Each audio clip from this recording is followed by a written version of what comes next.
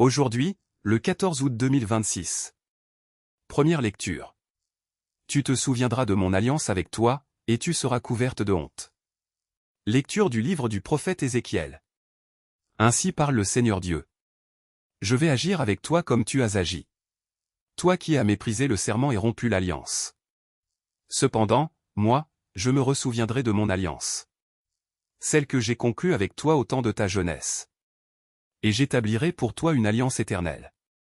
Tu te souviendras de ta conduite. Et tu seras déshonoré. Quand tu recueilleras tes sœurs, tes aînées et tes cadettes.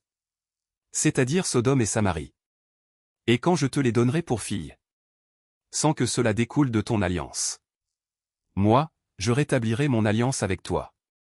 Alors tu sauras que je suis le Seigneur. Ainsi tu te souviendras, tu seras couverte de honte. Dans ton déshonneur, tu n'oseras pas ouvrir la bouche. Quand je te pardonnerai tout ce que tu as fait. Oracle du Seigneur Dieu. Parole du Seigneur. Nous rendons grâce à Dieu. Cantique. Seigneur, tu reviens de ta fureur. Et tu me consoles. Voici le Dieu qui me sauve. J'ai confiance, je n'ai plus de crainte. Ma force et mon chant, c'est le Seigneur. Il est pour moi le salut. Rendez grâce au Seigneur, proclamez son nom. Annoncez parmi les peuples ses hauts faits. Redites-le, sublimez son nom. Jouez pour le Seigneur. Il montre sa magnificence, et toute la terre le sait. Jubilez, criez de joie, habitants de Sion. Car il est grand au milieu de toi. Le Saint d'Israël. Évangile 1. C'est en raison de la dureté de votre cœur que Moïse vous a permis de renvoyer vos femmes. Mais au commencement, il n'en était pas ainsi. Alléluia. Alléluia. Accueillez la parole de Dieu.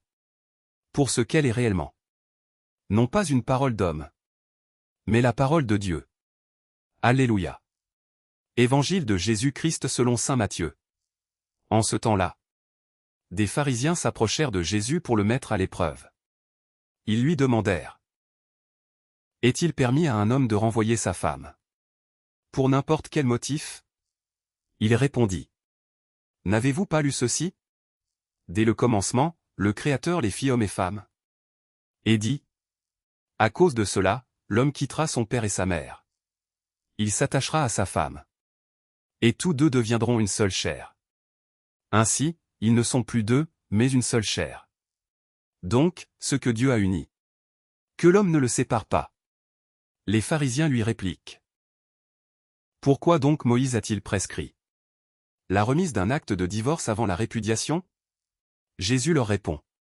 C'est en raison de la dureté de votre cœur que Moïse vous a permis de renvoyer vos femmes. Mais au commencement, il n'en était pas ainsi. Or je vous le dis, si quelqu'un renvoie sa femme, sauf en cas d'union illégitime, et qu'il en épouse une autre, il est adultère. Ses disciples lui disent. Si telle est la situation de l'homme, par rapport à sa femme, mieux vaut ne pas se marier. Il leur répondit. Tous ne comprennent pas cette parole. Mais seulement ceux à qui cela est donné.